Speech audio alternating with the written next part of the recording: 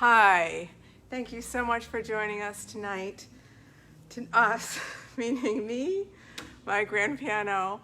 I'm Lisa Spector, and my dog Gina, who I don't know if you can see right now in the curve of the piano, but hopefully you can see soon. So I am just, if you can give me a thumbs up. Emily, I think you're there, and anyone else who's joining us, that would be great, just to know that you're on, we're on, and I'm just checking on my computer, and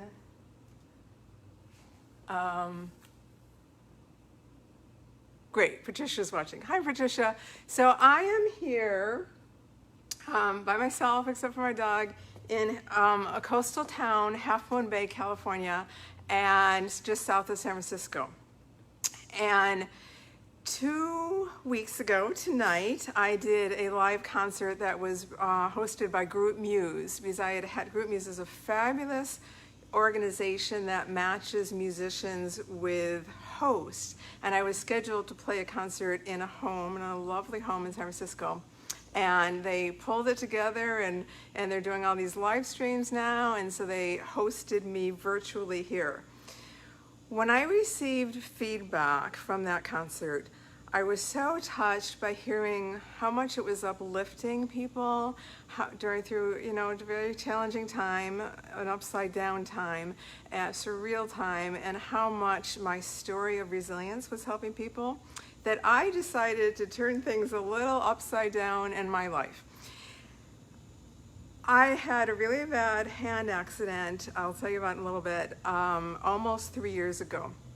And on January 1st of 2019, I started writing a memoir. And that memoir, the working title is Left Hand Lemonade, A Musician's Journey from Tragedy to Triumph.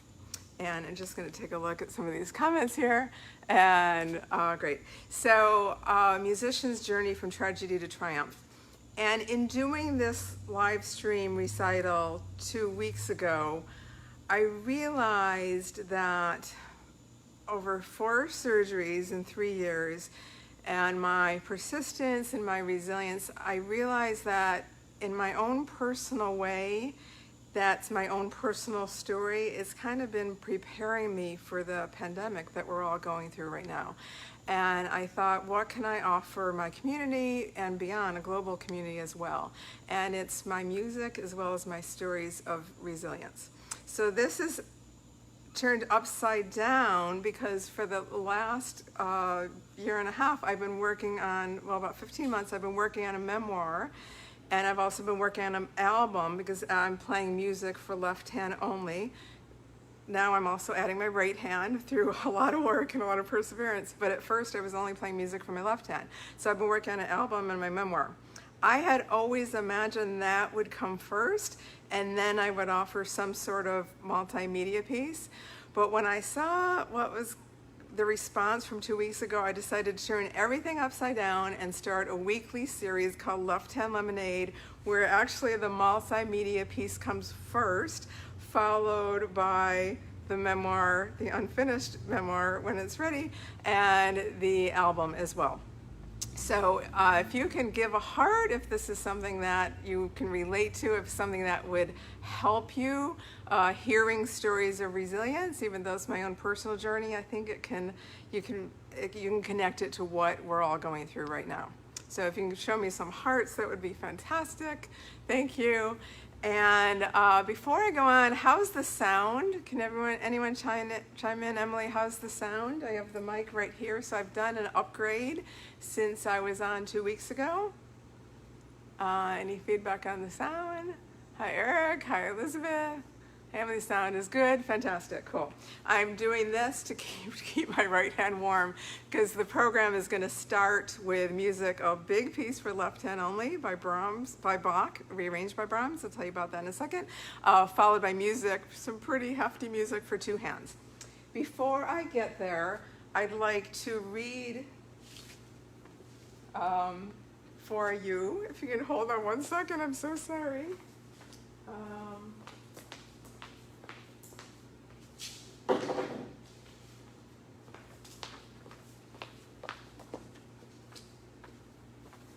So before I read this, I will just tell you, it's been a lot. All of this has really stretched me. So if you saw my email, if you saw my website with a page called Left Hand Lemonade, that picture of me with the lemons and with holding lemonade, I took that. So that was a selfie. I'm sheltering in place with my dog. I haven't trained Gina yet to take my pictures. So I took that, and I worked with, I'm just keep upgrading my equipment. I now have an external mic, working with a friend who does photography and videography over FaceTime last night, trying to get the right angle and so forth. So I'm learning a lot as we do this. So I'd like to share for you the preface to my memoir, Left Hand Lemonade, A Musician's Journey from Tragedy to Triumph. Everything happens for Lisa. That's what I heard from my siblings growing up. I appeared to have a magic touch that created unforeseen miracles over and over. Some of those things were little, some were huge. But a commonality was an event that seemed to be a bit of a misfortune at first, but then within time, magic happened and turned circumstances around to support the statement, everything happens for Lisa. When a bizarre and untypical fall left me with 7 fractures in my right hand, leading me to 2 immediate surgeries and 2 more surgeries in the following 2 years, it appeared the magic had stopped. The injury was extremely painful, both physically and emotionally. As I was asked questions by doctors, therapists, lawyers, and insurance agents, I continually recalled the nightmarish scene of my fall.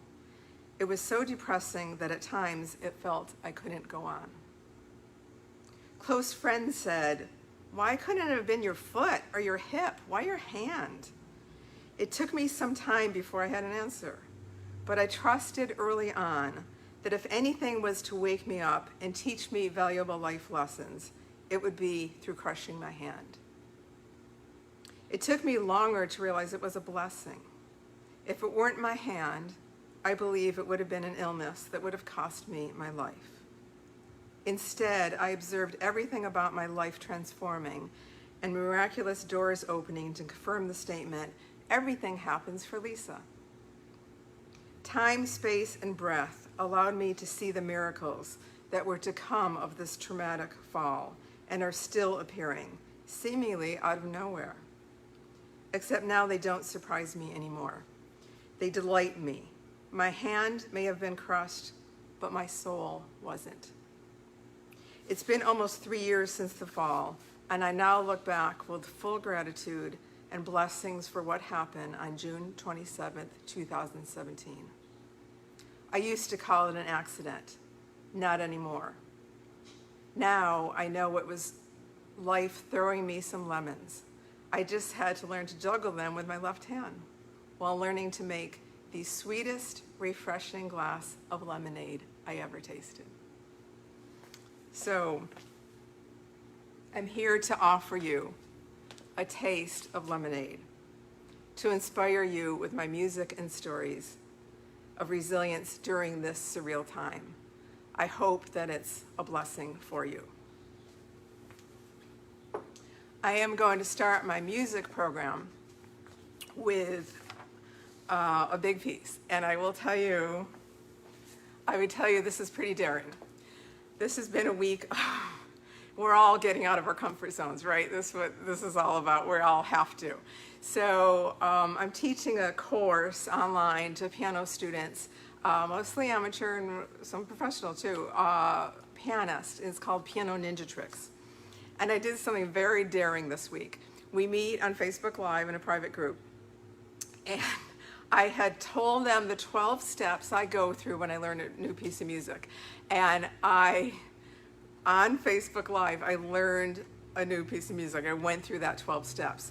I've never done anything like that. I've never let anyone see all my mistakes, all my decisions, all the naked things, really. And a little bit of me is doing this tonight, too, with a Bach Chaconne. So some of you may know the Bach Chaconne is written for violin. It's one of the most, supposedly for violin, one of the more challenging pieces. I am going to also just put this on to keep my left hand warm, my glove. So it's a little chilly in here. So the Bach Chaconne, I love the story about it. So Joshua Bell, I listened to his recording of the Bach Chaconne every Sunday morning. I just love it. It's just very inspiring. It's played so beautifully. And a story about him is that he had, about 10 years ago, the Washington Post wrote about him. He had done an experiment in the subway system in Washington, D.C. They had disguised Joshua Bell, put him in jeans, t-shirt, baseball hat, sunglasses, so no one would know who he was. I'm not sure he brought his $4 million Stradivarius with him, but he brought a violin with him. And one of the solo pieces he played was a Bach Chaconne, and it's very demanding. And they wanted to see if people would stop and listen to him. I mean, he's one of the most famous classical musicians in our time. And only a handful, probably less than a handful of people really stopped. I think he made $43 in his violin case by the time of his own, but he didn't have to pay a manager. So I think of that with this story. But the Bach Chaconne for me is actually so personal because it was the piece that when I heard it and my hand was in a cast after I had fallen, I was recovering from 7 surgeries, I heard it and I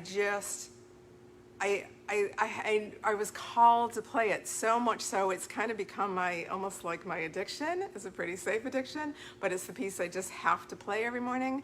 And it is rearranged by Brahms. Brahms is a beautiful romantic composer, and I'm going to be playing more of his works after the Bach Chaconne. And the Brahms rearranged it, Johannes Brahms rearranged it for Clara Schumann, who is a very famous pianist, married to Robert Schumann. They were both well-known composers as well. And Clara Schumann had tendinitis in her right hand. And while she had tendinitis, Brahms wrote this piece for her because she was off concertizing all the time. So I'm sorry she had suffered tendinitis for a short time, but I'm kind of glad she did, so I get to benefit from this piece. Which reminds me, so when my right hand is my dominant hand, but when I broke my right hand, everyone said, why couldn't it have been your left? I'm so grateful it was my right. The reason why is because almost all, if not all, at least 99% of music that's for one hand only is for left hand. There's 2 reasons for that. One is because Paul Wittgenstein in World War I he lost, his right arm was amputated. And Ravel wrote his left-hand piano concerto for him, and there's a lot of music that he then arranged, a lot of music written for him. But also, when pianists tend to get piano overuse injuries, tendinitis, carpal tunnel, things that, from just playing, the way piano music is written is a little more demanding in certain ways for the right hand. So it's almost always the right hand that gets injured, which is made a cause and need for more music for left hand only. So this piece is a little long, and I don't usually start with long works, but to me, it's just so it just opens my heart, which hopefully opens into your homes, into your heart. So this is the Bach Chaconne. It's a 17-minute piece. Make yourselves comfortable, enjoy, and I will meet you on the other side of this and then introduce you to some music. We're going to go into late music of Brahms.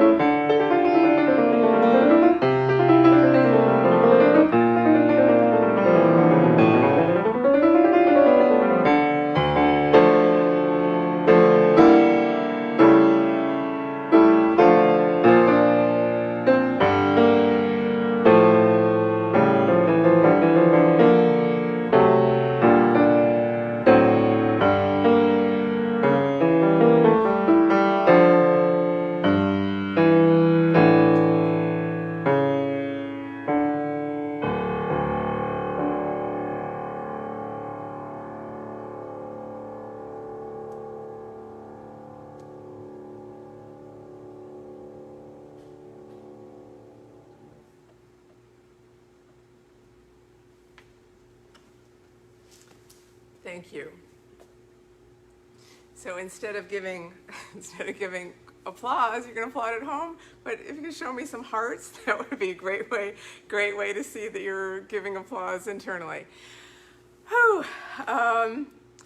So one of the reasons I wanted to share that with you for the launch of Left Hand Lemonade is because my personal, thank you for the hearts, my personal journey through my hand recovery, after 4 surgeries for 7 fractures and getting my range of motion back, has this piece taught me so much. Because before this piece, I love all the hearts, thank you. Before this piece, I was only learning short pieces because I thought my recovery would only be a few months. And I kept wanting to, my question to my surgeon was always the same. To my hand therapist I saw 2 or 3 times a week was always the same. When am I going to get my hand back? When is this going to be over? When is this going to happen? No one had an answer for me. When I finally let go of needing to know, when I finally let go of a timeline to my hand recovery, my anxiety left. And I realized it's not about the finish line. There are so many gifts I have learned in this journey that I would have missed if I only focused on the finish line. And I think there's something here that we can apply to what's going on now. We all want to know, when is shelter in place over? When is this done? When does life go back to normal? I'm here to tell you it's never going to be what it was. And if you really, there's going to be a lot of loss, and there's going to be a lot of heartache, and a lot of devastation. And there's also going to be a lot of gifts, and a lot of beauty, and a lot of magic and miracles that you wouldn't have seen if you're only focused on the finish line. And so that's how I've applied it to my personal journey and my hand recovery. So I hope that's helpful to you. If it is, maybe give me a thumbs up or a heart. That would be great. And the other thing I will tell you about this piece is that I played it for a high school student when I had first learned it. And you know, it's a big demanding work. And I played it for a high school student, and the first thing he asked was, so Lisa, because it's just one hand, does it take you half the time to learn? And logical question, but the answer is no. And the reason why is because I had to learn entirely new skills.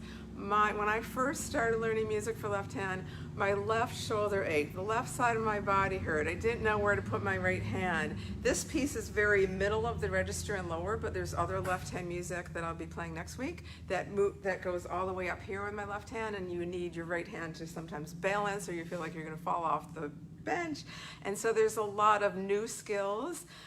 Fortunately, I have a very, very large left hand, and some colleagues of mine from Juilliard have said to me that they're a little envious that I could play this piece of Bach Chaconne because it does require such a large hand. So for that, I am grateful. Now I thought it would be good to move into the music of Brahms. Before I do that, I need to just run my right hand under some hot water. So I wasn't going to take an intermission. I'll just take about 30 seconds to do that. And before I do that, I will tell you where I am. So I am a little less than a mile from my home, and my piano is at this beautiful business, which is temporarily closed right now, called the Half Moon Bay Distillery.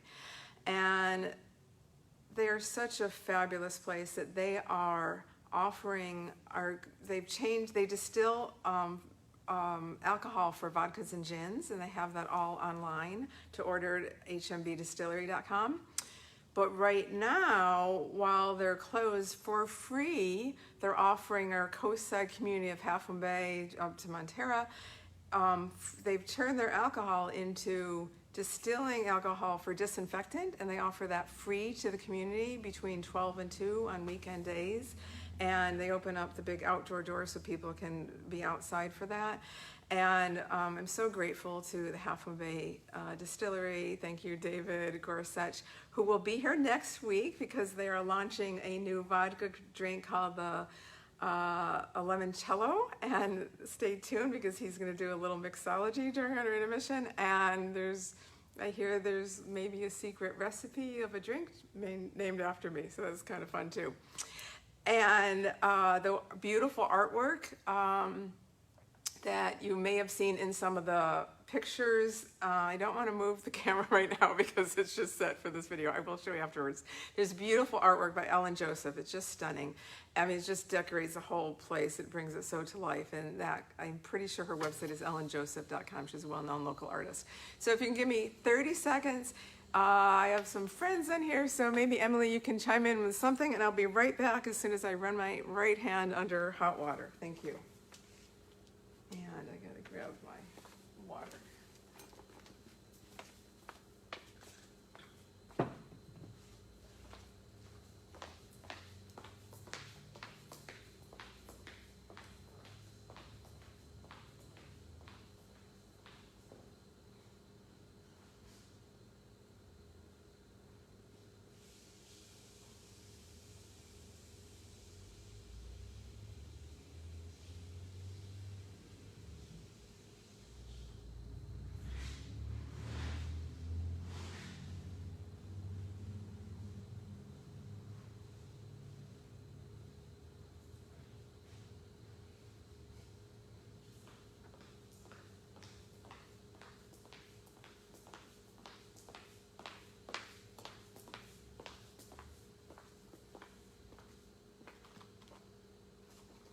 Treat. You're a good girl.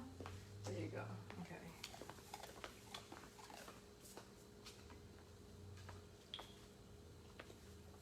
Hey, I am back. Okay. And afterwards, I'll ask questions. Yes, Gina's a very good dog.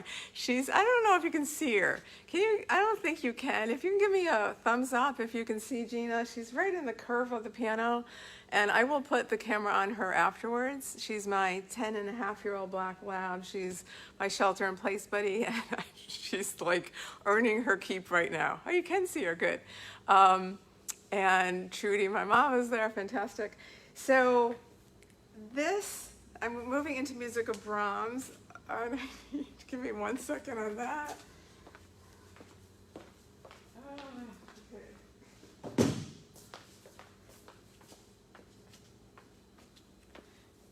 If we weren't sheltering in place, I would have a stagehand for all this, but I'm doing it all myself. So Brahms Opus 118. 1 second, please. Okay, so I've had 4 surgeries. My 4th right hand surgery was October 9th of 2019. And it wasn't until that, so my first 2 immediate surgeries after the 7 fractures were to heal, for bone healing. My last 2 surgeries were to gain range of motion. And this last surgery, it wasn't until then, I really thought the composers I may not ever be able to play again, I was hoping for would be Brahms, Rachmaninoff, and Prokofiev. 3 of my favorites, but they require big hands. And I was thrilled to find out that I could play Brahms after this 4th surgery. But it's not perfect, because there are chords I can't reach yet. And I do what I can. I roll chords. I play chords, with 1 note at a time rather than solid.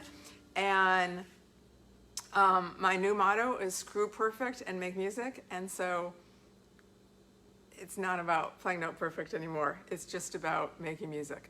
So these are late Brahms, so I'm gonna start with the Opus 118. So an opus is a chronological listing of a composer's work. So 118 is late in Brahms's life, a big romantic composer. So this is in the later 1800s. And this is, an intermezzo is basically a piece between other pieces. So I think there are 7 in the Opus 116. And I'm just playing one of them, the number 2, the very famous A major. It's just so beautiful. And then I'm going to go into the bigger works of Brahms. So the Opus 116, I'm going to be playing the first 3. A Capriccio, which is a fun, lively, humorous piece.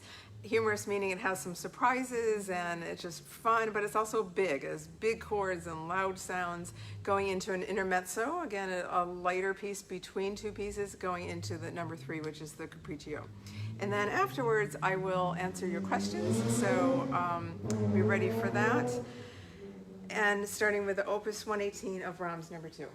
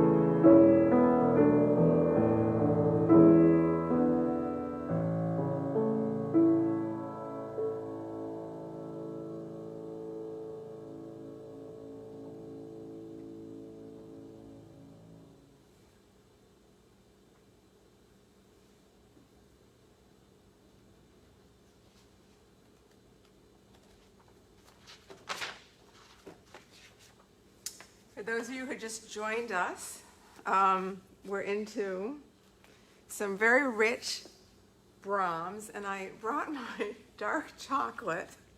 So this is, my friends laugh, this is my 100% cacao dark chocolate. Every time I purchase it at Trader Joe's, I have quite a stock right now.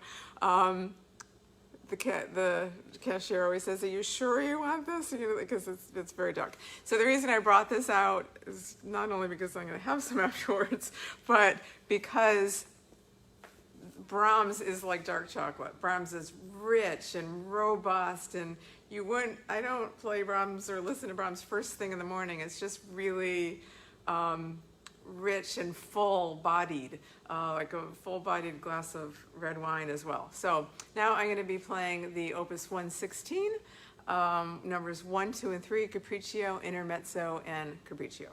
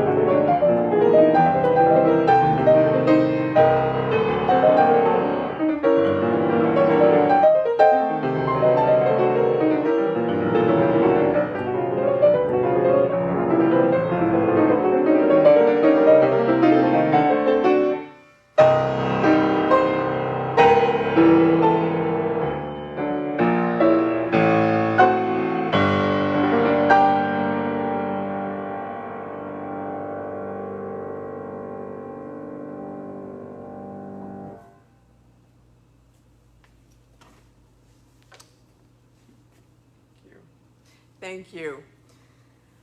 So that's the end of the music portion of the program, but I'd like to stand a little bit longer. So one is thanks for all the hearts, for applause, it'd be great.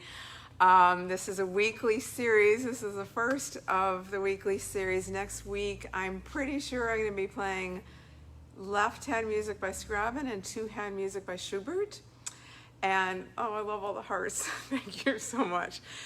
When I was playing the Brahms, I'm noticing it's getting a little easier for my right hand, so that's good news for me. I do something that's very invisible, and I've become to call it adaptive piano. And so in the middle section of the intermezzo, the A minor, this Opus 116 intermezzo, it's enormous stretches, and that's my limitations are in even my outer reach is really good, but my limitations are in here. And so I noticed I used to do a little more adaptive fingering there, and now I don't have to, so that's good. But then in the Capriccio that I ended with, there's a lot of times that I can reach something only if I angle my hand differently. So I've become pretty skilled at adaptive piano, and it's one of the things I've also started coaching musicians, not only pianists, but musicians who have had personal injuries, and coaching them to work through the emotional recovery, because it's so challenging, and I've been there and I know what it's like. And 1 out of 2 musicians who get injured quit their instrument, and I hate to see that. My motto has been play on. Play on was my hashtag before it got taken over by the classical music community in the pandemic world. But play on, it doesn't matter. It's like my mission is play on. The other things I'm doing right now is I'm in the 3rd week of a 6-week online class for adult pianists called Piano Ninja Tricks. I'm just loving it. I'm getting great feedback from my students. I record some videos, and then we also do some private, some Facebook Lives in a private group. I will be relaunching that, only because it depends on how long we're sheltering in place, but there's such a need for it now, and research shows that playing piano actually reduces stress, and I'm just really enjoying the online experience of that. And so I am going to pull out my computer to see if you have any questions. If you liked this, if you could like my page, Lisa Spector Pianist, that would be so helpful to me. If you could share it with your friends, that would be great. Even after you've watched it, you could do a watch party. And then if you can also subscribe to my Facebook Lives, and Emily, if you can chime in with telling them how to do that, that would be great. So if you could subscribe so that you get notifications of Facebook Lives. So Emily Harmon is online right now, and Emily did an interview. She's got a fabulous podcast, the Onward podcast, and she did a fabulous interview with me many months ago when she first launched, and Emily, feel free to drop that link in the comments as well. And I think my mom, Trudy Spector, is online. Mom, from Syracuse, New York. I don't know if you know how to make a comment that you could show that you're online. I know you were earlier. And so many of you were so helpful. She had her 89th birthday recently on April 2nd, and I wrote a blog post asking for comments for happy birthday wishes to her while she's quarantined in her senior residence in Syracuse, New York, independent living, and it just made her birthday so much easier, so she didn't feel so alone. And if you go to lisaspector.com, you'll see a blog on that. So I'm going to just pull out my computer and see if there's any questions I can answer. And give me 1 second. It's 7 o'clock already. Okay. Just refresh this. And the reason I chose 6 o'clock Pacific time,